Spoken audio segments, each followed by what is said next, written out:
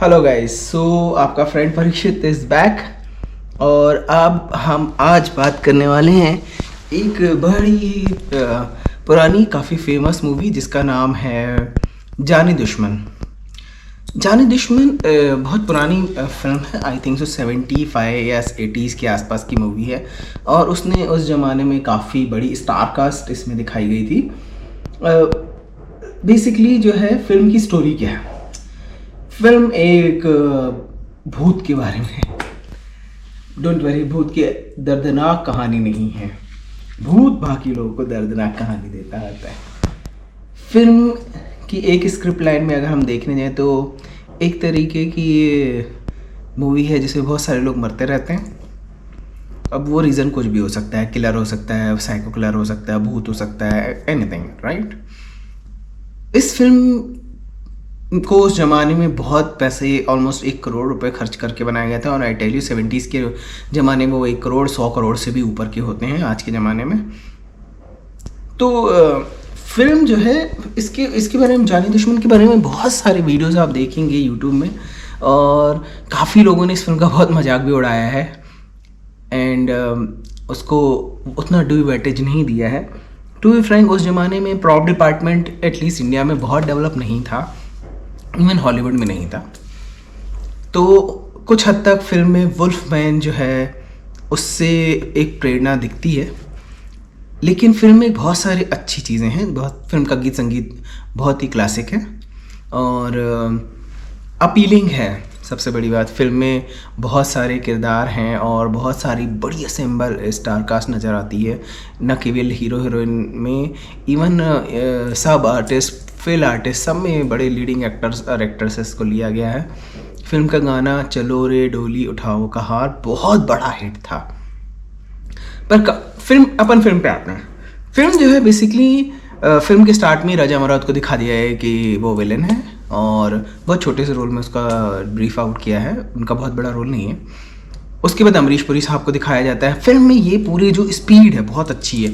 Film के शुरू के आधे घंटे में बड़ी स्पीड से वो पूरा ट्रांजिट, वहाँ पे उनका फर्स्ट सीन कहते हैं ना कि अपना जो फर्स्ट सीन होना चाहिए वो एक बड़ा ही अपीलिंग सीन होना चाहिए कि एक न्यूली मैरिड कपल आते हैं, फिर वो लोग कहीं जाते हैं हवेली एंड ऑल दैट, और उसमें बड़ी जल्दी रजा मुराद साहब आते हैं, अमरीश पुरी साहब आते हैं। फिर उन्हें उनका भूत का जो है बारे में, भूत क्या है, और उसके बाद वो बताते हैं, उसका कन्वर्जन दिखाया है। तो वो सब चीज़ें जो है बहुत ही अच्छी और इस बड़ी पेस के साथ लाई गई है। ये सब इस फिल्म के फेवर में था, इसलिए फिल्म बहुत बड़ी हिट थी। उसने उस ज़माने में 4 करोड़ रुपए कमाए थे 1 करोड़ की लागत में, और ये तो उन्होंने डिक्लेयर किया। आप इमेजिन कर सकते हो कि इन रियलिटी जबकि मोनेटाइजेशन वगैरह नहीं था तो कितना पैसा कमाया होगा। फिल्म बहुत बड़ी हिट थी उस ज़माने को। अगर आज की करेंसी के हिसाब से देखा जाए तो कम से कम 500 से 800 करोड़ रुपए का बिजनेस किया होगा उसने, अगर आज की करेंसी में उस ज़माने के टोटल कमाई को हम कन्वर्ट कर दें। फिर फिल्म जो है मेन लाइन पे आती है जहाँ की ठाकुर भी होता है। अभी फिल्म इसमें इससे पहले भी शोले में ठाकुर साहब थे, यानी संजीव कुमार साहब थे, उनने सेम वही ठाकुर का रोल किया है, लेकिन इतना डिसअपॉइंट मुझे तो नहीं किया, टू बी फ्रैंक। और वो काफ़ी जज्बी भी हैं उसमें। और सुनील दत्त साहब हैं, उन्होंने बहुत अच्छी एक्टिंग की है, और उनकी एक्टिंग के बारे में क्या कहा जाए। रीना राय जी हैं जो कि इन्होंने ड्यूल लवर्स का रोल किया है, और इसके अलावा जो है रेखा जी हैं, उनका भी एक रोल है, और भी बहुत सारे जैसे नीतू सिंह जी हैं, जितेंद्र साहब हैं, सब नज़र आते हैं। फिल्म की शूटिंग जो है हिमाचल प्रदेश में की है, और इसमें हिमाचल प्रदेश को बहुत ही खूबसूरती के साथ सारे गानों में लिया गया है। फिल्म में जो भी भूत प्रेत आते हैं वो सब तो एक अलग ही चीज़ है, लेकिन एक लव स्टोरी है, एक कहानी है, एक फ्लो है। फिल्म की अच्छी चीज़ ये है कि हर बार जैसे ये गाना बजता है चलो रे डोली, यानी कि एक गई, ठीक है। तो ये बेसिकली अगाथा क्रिस्टी ने एक नावल लिखा था जिसमें कि उन्होंने देयर इज़ नो वन करके कुछ ऐसा टाइटल है उसका, जिसमें सारे लोग मर जाते हैं। तो वही है, मतलब हर 10 मिनट में एक पर्सन मर रहा है, हर 10 मिनट में एक पर्सन मर रहा है। उससे क्या होता है ना कि लोग इंगेज रहते हैं। फिल्म को हिट करने के 2 ही तरीके, टू बी फ्रैंक, या जिसमें आप लोगों को इंगेज कर सकते हैं। या तो फिल्म में कोई सेक्स सीन आ रहा हो तो लोग इंगेज हो जाते हैं, या कोई मर रहा हो तो लोग इंगेज हो जाते हैं। Normal human nature. तो ये बहुत सारी हीरोइनें मरती हैं, तो इन सब चीज़ों में ही होता है। फिल्म का क्लाइमैक्स जब आता है तो उसमें लोग ने बहुत सारे शॉट्स को की हंसी उड़ाई है, जिसमें कि वैसे हैंड्स दिखाए गए हैं। इसको पॉइंट ऑफ व्यू शॉट कहते हैं फिल्म मेकिंग की दुनिया में। And let me seriously tell you कि ये अच्छा शॉट माना जाता है। उसमें क्या होता है कि जब आप पॉइंट ऑफ व्यू शूटिंग करते हैं तो जो किरदार, जिस भी किरदार के पॉइंट ऑफ व्यू से, जैसे कि यहाँ पे वो हाथ दिखाया जाता है तो दर्शकों को ही भूत बना दिया जाता है, तो वो दर्शक जो है भूत के नज़रिए से उसको देख रहे होते हैं। इस कारण वो मूवी के बिल्कुल अंदर होते हैं, मूवी से बाहर नहीं हो पाते। ये चीज़ जो है ना फिल्म में दर्शकों को एक तरीके से फिल्म के अंदर लेके जाती है, जो कि बहुत इंपॉर्टेंट होता है किसी भी फिल्म को हिट करने के लिए। क्या होता है कि पॉइंट ऑफ व्यू शॉट जो होते हैं, ये सारे शॉट जो हैं कहीं ना कहीं दर्शकों को उनकी सीट के में बैठा के भी उनको फिल्म के अंदर फिल्म का एक भाग बना देते हैं। फिल्म में एक छोटे रोल में प्रेमनाथ साहब भी हैं, ताकि सब लोगों को इसलिए लगा है कि इसमें इवन विनोद मेहरा साहब हैं और उनका कैरेक्टर जो है फिल्म में थोड़ा सा दिखाया गया है, इसलिए लोगों को बहुत अजीब लगता है जब क्लाइमैक्स में ऑल ऑफ ए सडन वो और बीच में कहीं से निकल के आ जाते हैं। लोग कहते हैं कि इंस्पेक्टर कैसे बीच में आ गए। इसको जंप कट कहते हैं फिल्म मेकिंग की दुनिया में। जब स्टोरी में कि नरेशन को स्लो नहीं करके जब पेस देना रहता है, स्पेशली जब फिल्म का स्टार्ट होता है और फिल्म का एंड होता है, वहाँ पे वो आधे घंटे बहुत क्रिटिकल होते हैं। वहाँ पे थोड़ा पेस रहना ज़रूरी है स्टोरी में। तो स्टोरी जैसे स्टार्ट होती है, जहाँ पे उन्होंने बहुत फास्ट मूवी को स्पीड दी हुई है और बिल्कुल यानी पहाड़ी तक लेके आए हैं, उसी तरीके से जब फिल्म का क्लाइमैक्स आता है और जब वो आखिरी डोली जो कि सुनिधि साहब की उनकी लवरेस के साथ शादी वाली बात हो जाती है, और जब देखता है कि हाँ शत्रुघ्न सिन्हा साहब का कैरेक्टर जो था वो मर गया है। अब ऐसी सिचुएशन में जो है लोगों को लगता है कि हाँ चलो भूत नहीं था, लोग ऐसा समझते हैं कि ठाकुर का बेटा ही विलेन था।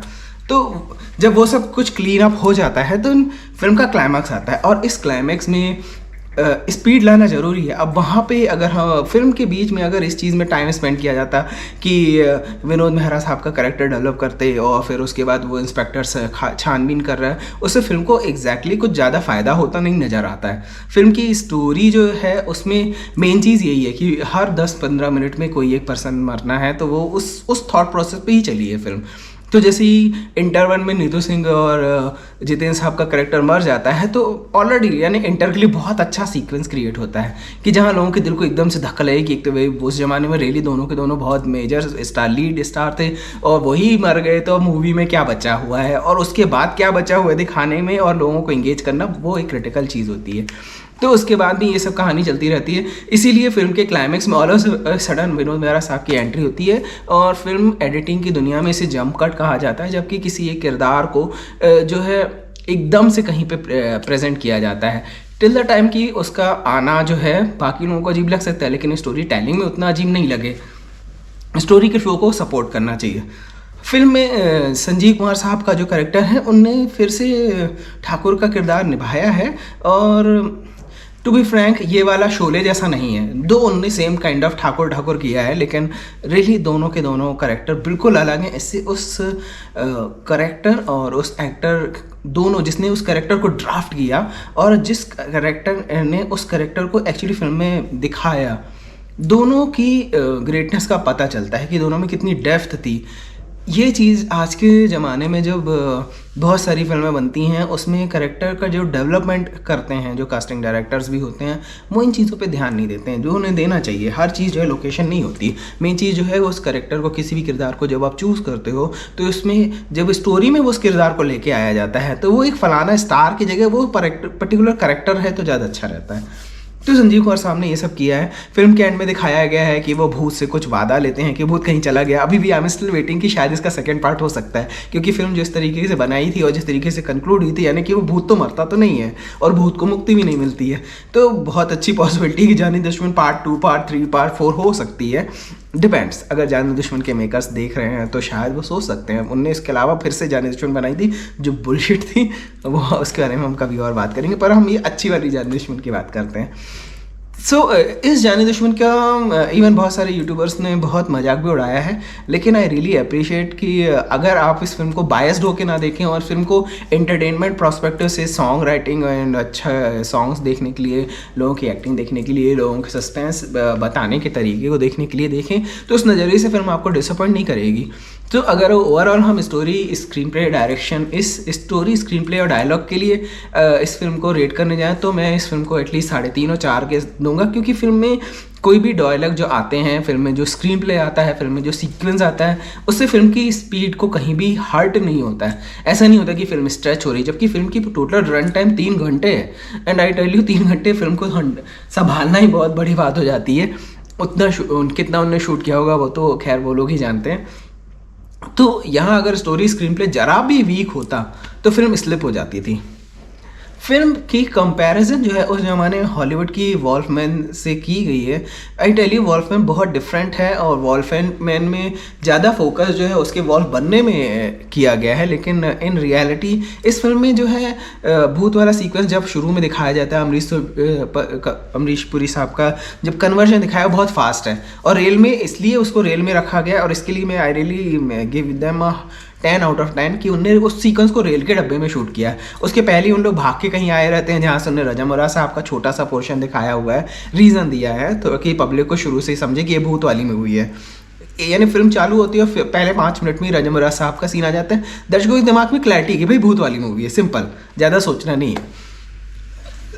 भूत वाली मूवीज़ नॉर्मली जो है बच्चों के लिए नहीं होती हैं, 18 साल से ज़्यादा उम्र के होते हैं। अगर इस मूवी को आप अकेले देखते हैं, आई टेल यू आज के ज़माने में स्टिल वो सीन जो रियली डरावने हैं। आज भी जो है जिस फिल्म जब या तो बहुत सारे चैनलों में आई नहीं है, जिस चैनल में भी आई है मैंने 1-2 बार किसी चैनल में इसको देखा है, उसमें भी भूत वाले सीन्स को कट किया गया है, एडिट किया गया है। इससे आप उस सीन की इंटेंसिटी को देख सकते हैं कि इवन आज के ज़माने में ऑलमोस्ट 30-40 ईयर्स निकल गए इस मूवी को, लेकिन उस फिल्म के उन सीन में इतनी फ्लो है, इतना कहना चाहिए इतना डेप्थ है कि आज भी वो बच्चों के लिए नहीं रिकमेंड की जाती है। सो इसके लिए एटलीस्ट जो एडल्ट हैं और डरावनी मूवी देखने में थोड़ा भी, ये रामसे ब्रदर की कैटेगरी की मूवी नहीं है, एक कैटेगरी की मूवी है। बहुत हसीन तरीके से, बहुत ही कहना चाहिए इंगेजिंग तरीके से उन्होंने उस किरदार को फिल्म में रखा है। फिल्म में जब मर्डर होते हैं तो एक्सेप्ट क्लाइमैक्स, बाकी कहीं भी उन्होंने उधर पे फिल नहीं किया है। सीधे जो है उस पर्टिकुलर लड़की का किडनैप होता है या दुल्हन का किडनैप होता है, मर्डर हो जाता है, कहाँ से होता है वो सब ढूंढ रहे हैं, क्यों ढूंढ रहे हैं वो सब is not, I don't think so कि वो स्टोरी टेलिंग में इतना इंपॉर्टेंस रखता है। लेकिन हाँ, सो ये स्टोरी का, स्क्रीन प्ले का स्पेशलिटी है कि आपको जो है एक्स्ट्रा फिल सीन्स बचने चाहिए। फिल सीन्स अगर ज़रूरत नहीं है तो नहीं रहे। एडिटिंग ना हो तो अपन आते हैं एडिटिंग की ओर। फिल्म की एडिटिंग एक्स्ट्रॉर्डनरी की गई रियली, भले उन लोगों को उस समय टेक्निकल टीम को उतना अप्रिशिएट नहीं किया गया और उनको जो है कुछ अवार्ड भी नहीं मिले, लेकिन फिल्म की एडिटिंग अच्छी की गई है क्योंकि फिल्म में इतने सारे स्टार्स हैं। उसके बाद उन स्टारों को साथ में लेना, फिल्म में पिरोना, I tell you is a hell lot of work. So editor साहब को रियली सलाम कि उन्होंने सब चीज़ों को, इतने सारे गाने फिल्म में, ऑलमोस्ट 4-5 से 5-6 गाने हैं, सारे गानों के साथ फिल्म को पूरा, अपार्ट फ्रॉम चलो रे डोली, और सारे के सारे हिट गाने हैं। तो उन सब चीज़ों को आप जो हैं, इसलिए एडिटर साहब को तो मैं 4 दूंगा आउट ऑफ 5। उस ज़माने में डायरेक्टर ऑफ फोटोग्राफी नहीं होते थे, फिल्म में जो कैमरामैन ही होते थे उनको ही डायरेक्टर ऑफ फोटोग्राफी मान लिया जाता था, और बेसिकली उतनी बड़ी यूनिट नहीं होती थी सपोर्ट की जितनी आजकल होती है, बहुत लंबी लाइन अप होती है। तो भी जो कैमरामैन का वर्क है उन्होंने अच्छा रखा है। आई टेल यू, जैसे कि मैंने आपको पहले ही बताया है कि जो पॉइंट ऑफ व्यू जो कि इंडियन फिल्म इंडस्ट्री में बहुत कम एक्सप्लोर किया गया है एंगल, उसको उन्होंने यूज़ किया है, और भूत के नज़रिए से उन दुल्हनों को किडनैप करना या फाइट के बहुत सारे सीन्स रखे हैं। इस कारण जो है फिल्म कहीं भी फिसलती नहीं, इसलिए मैं कैमरामैन साहब को भी कम से कम 4 स्टार देना चाहूँगा, क्योंकि उस ज़माने में टेक्नोलॉजी उतनी अच्छी नहीं थी, बड़े बड़े हैवी कैमरा होते थे और फिल्म को सिनेमा स्कोप में शूट किया गया है 70 mm में। एंड 70 mm को अगर हम आज की टेक्नोलॉजी से कंपेयर करना चाहें तो मैं आपको बताऊँ कि ये 4K कैटेगरी का 80 मेगापिक्सल का कैमरा 70 mm को मैच करता है। तो आप इतना इसीलिए आप ऐसी बहुत सारी फिल्में हैं, उनके बारे में हम बाद में भी बात करेंगे कि आज भी उन फिल्मों की जो टेक्निकल करेक्शन है जब वो आज भी देखी जाती हैं तो अच्छी मानी गई हैं। जानी दुश्मन में जो प्रॉप डिपार्टमेंट है वहीं वीकनेस है, टू बी फ्रैंक वहीं वीकनेस है। जब उन्होंने भूत का टोटल ओवरऑल गेटअप क्रिएट किया, थोड़ी सी और मेहनत करनी चाहिए थी ऐसा मुझे लगता है। लेकिन चूँकि ये 70s और 80s का ज़माना है जिसमें कि इवन इंडियन फिल्म इंडस्ट्री में आज भी प्रॉप में बहुत ज़्यादा ध्यान नहीं दिया जाता है, तो उस ज़माने में तो आई डोंट एक्सपेक्ट कि वो लोग इतना ज़्यादा ध्यान देते थे और इतना उसमें डिटेलिंग की जाती थी। तो वो भूत का जो हेयर स्टाइल वगैरह थोड़ी ज़्यादा मॉड कर दी गई है, वहाँ पर थोड़ा उसको रॉ रखते तो अच्छा था, तो कि उसका उतना मजाक नहीं उठता। दूसरा उसके हैंड्स के जो नेल्स इतने बड़े दिखाए गए हैं वो थोड़े से कैची नहीं लगते हैं, बिकॉज इवन वो डाइजेस्टिव भी नहीं लगते हैं। आप भूत भूत दिखा रहे हो and all of a sudden ठीक है उसका कन्वर्जन होता है कि वो भूत से सीधे ठाकुर बन जा रहे हैं, वो सब सीन्स सिर्फ फिल्म में बचा गया है ताकि एक सस्पेंस बना रहे। और इस चीज़ों को हिंदी फिल्म के दर्शक नहीं अडॉप्ट कर पाते हैं, टू बी फ्रैंक, दो फॉरेन में बहुत ईजिली लोग इन चीज़ों को अडॉप्ट कर जाते हैं। सो इसलिए जो है अब मैं कह सकता हूँ वैसे ही फिल्म का रन टाइम अच्छा खासा लेंदी है, तो उसमें आई डोंट एक्सपेक्ट, लेकिन फिर भी प्रॉप डिपार्टमेंट अगर ट्राई करता तो शायद भूत और कन्विंसिंग दिख सकता था जब उसको क्लाइमैक्स में दिखाया जाता है ना। ऐसी किसी भी मॉन्स्टर मूवी या फिर ऐसी डिज़ास्टर मूवी या एलियन मूवी में सबसे इंपॉर्टेंट, आप इवन एलियन मूवी के बारे में हम किसी कभी बात करेंगे, तो फिल्म के एंड में ही उन्हें दिखाया जाना चाहिए। ये बहुत बड़ा इंपॉर्टेंट फैक्टर है। फिल्म के शुरू से पता चलता है अमरीश पुरी साहब को दिखा दिया जाता है, लोगों को क्या लगता है या तो राजा मुराद साहब विलन है या फिर अमरीश पुरी साहब विलन है। कोई सपने में भी नहीं सोच सकता कि संजीव कुमार साहब विलन दिखेंगे। वैसे भी संजीव कुमार साहब को किरदार जो है बहुत अच्छा दयालु ठाकुर का दिखाया हुआ है। उसके पहले शो में वो रिवेंज ठाकुर थे, तो मतलब किरदार भी बिल्कुल अलग अलग ही हैं। तो किसी के दिमाग में ख्वाबों ख्यालों में ये बात आ ही नहीं सकती कि अरे यार मतलब ये निकलने वाला है, ओह माय गॉड। और दूसरा कि वो कैसा लुक है, सो लुक उनने बिल्कुल फाइनल बिल्कुल एंड में रिवेल किया है। इसके लिए मैं उसके क्लाइमैक्स के इसलिए मैंने बोला कि स्टोरी टेलिंग और बाकी सब चीज़ों में फिल्म बहुत अच्छी है। ये सारी चीज़ें जो है फिल्म के फेवर में काम करती हैं, इसीलिए फिल्म जो है जब रिलीज़ हुई फिल्म को काफ़ी अप्रिशिएट किया गया और फिल्म काफ़ी बड़ी हिट थी। उस ज़माने में सेकंड नंबर पे थी टॉप ग्रॉस अर्नर में। सो आप सोच सकते हैं कि फिल्म डेफिनेटली वर्थ रही होगी और उसमें टीम ने कुछ तो एफर्ट्स डाले थे जो एफर्ट्स दिखते हैं आज भी। फिल्म का गीत संगीत, फिल्म के गीत संगीत को मैं 4 आउट ऑफ 5 दूंगा और 4.5 आउट ऑफ 5 दूंगा। एक्चुअली गाने अच्छे हैं और चलो रे डोरी कहा सुन उठाओ कहा रियली बहुत ही कैची सॉन्ग है and I am still really after 30-40 years I'm still willing to listen something better than this। लोगों ने बहुत सारे लोकल गानों को लिफ्ट भी किया है और बाद में उन्होंने जो भी कचड़ा पचड़ा किया है वो सब के बारे में बात करने से कोई मतलब नहीं, क्योंकि सब बोलते हैं वो एफर्ट्स तो करते हैं, वो कचड़ा करने में भी एफर्ट्स लगते ही हैं। लेकिन ये एक ओरिजिनल सॉन्ग था और उस ओरिजिनल सॉन्ग की जो धुन बनाई गई वो भी ओरिजिनल थी, इसलिए इस तरीके की ओरिजिनल पीस ऑफ आर्ट को I really appreciate. And film के इसीलिए म्यूज़िक डिपार्टमेंट को 4 आउट ऑफ 5 दूंगा। बाकी जो है ओवरऑल म्यूज़िक से एंड आई टेल यू ये आज के ज़माने के म्यूज़िक डायरेक्टर जो 15-20 साल से भगवान जाने क्या जरगांव बना रहे हैं, आई एम रियली सरप्राइज कि अगर आप इन 2040 जो है हम इन फिल्मों से बहुत सारी फिल्मों को तो शायद कोई याद भी नहीं करेगा, भले उनने 100-200 करोड़ का बिजनेस कर लिया है। खैर coming to this movie now, so music department हो गया। अब coming to the direction, I tell you इस फिल्म के डायरेक्टर जो है बहुत एक्सपीरियंस डायरेक्टर नहीं थे, लेकिन उन्होंने ऐसी मूवी अटेम्प्ट की उनके फर्स्ट अटेम्प्ट में ही, और भले उनके पास पैसा था, मैं उनका नाम नहीं दूंगा क्योंकि सब जानते हैं कि वो राजकुमार साहब हैं, लेकिन फिल्म ऐसी टफ मूवी को अटेम्प्ट करना, दूसरा इतने से बड़ी स्टार कास्ट को खड़ा कर लेना। स्टार कास्ट को बहुत सारी मूवी में खड़ा किया गया और बहुत सारे स्टार कास्ट लिए भी गए हैं और आफ्टर शोली एक ट्रेंड बन गया था हिंदी बॉलीवुड मूवी में, जहाँ की बहुत बड़े बड़े स्टार्स को जिन नामी ग्रामी हैं उन सबको लेना। लेकिन ऐसी मूवी लेना, उसको बनाना, उसको एग्जीक्यूट करना, उसमें सारे स्टार्स की जो उनके किरदार हैं उनको शूट करना, उसको फिट करना, स्टोरी में पूरा फ्लो लाना, यानी हरी के एफर्ट्स होते हैं ये सब। और रियली फिल्म के जो उस जमाने के आउटडोर शॉट्स थे वो ऑलमोस्ट मोर देन 45 डे की शूटिंग थी। सो फिल्म की ओवरऑल शूटिंग भी एटलीस्ट 7 से 8 महीने से ज़्यादा गई थी। ऐसी लंबे ड्यूरेशन में इतने सारे आर्टिस्टों को हैंडल करना, अपनी शूटिंग के लिए इंगेज करना, फिर उसके बाद उनसे अपना काम निकलवाना, दो वो सारे के सारे बहुत ही बेहतरीन स्टार हैं। और मैं नहीं समझता कि उसमें एटलीस्ट उनके एग्जीक्यूशन में टफ कुछ गया होगा, लेकिन फिर भी हम सब जानते हैं कि उसमें से कुछ स्टार जैसे कि शत्रुघ्न सिन्हा साहब, रीना राय साहब मैडम, और उसके अलावा जितेंद्र साहब का, और नीतू सिंह, और उसके अलावा रेखा, ये सारे स्टार जो है बड़े मूडी स्टार हुआ करते थे। संजीव कुमार साहब का बारे में फ़िलहाल तो मैंने कोई ऐसा इंसिडेंस नहीं देखा जहाँ कि उनने यूनिट को ने थोड़ा स्ट्रगल किया हो उनके मूड के कारण, लेकिन फिर भी ये सारे स्टार्स की तो स्टोरियाँ भर भर के भरी पड़ी हैं। हम उनके बारे में कितना भी बात करें कम निकलेगा। तो हम यहाँ उन्हें क्रिटिसाइज़ नहीं करें, हम तो अभी डायरेक्शन की बात करें। इसलिए मैं बोलता हूँ कि फिल्म के डायरेक्टर का है तो वो फिल्म को लीड तो करता ही, साथ ही वो इतने सारे लोगों को ले के चलता है। इसलिए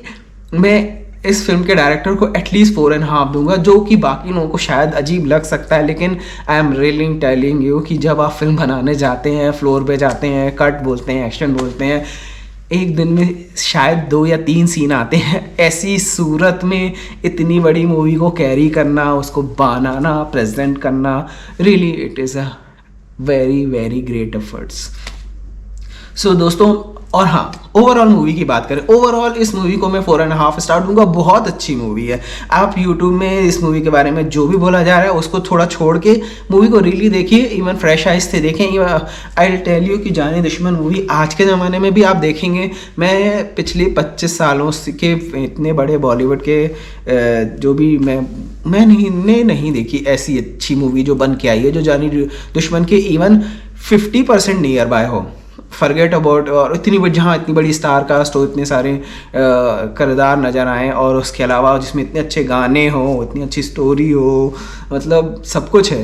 इसके अलावा इसमें कॉमेडी भी है, ऐसा नहीं है जबकि इसकी ज़रूरत नहीं थी, तो फिर भी उन्होंने थोड़ी थोड़ी कॉमेडी डाली है। सो इसके लिए मैं बोलता हूँ कि ऐसी मूवी अटेम्प्ट करना, और उसको इसलिए मैंने इसको 4.5 स्टार दिया है। दोस्तों, इस मूवी को ज़रूर देखिए। इवन आज भी 30 साल निकल गए हैं, लेकिन एटलीस्ट वो लोग जो कभी सोचते हैं कि उन्हें फिल्मी दुनिया में कुछ काम करना है या उसमें कुछ नाम कमाने की विश है, जिससे उनको थोड़ा आइडिया मिलेगा।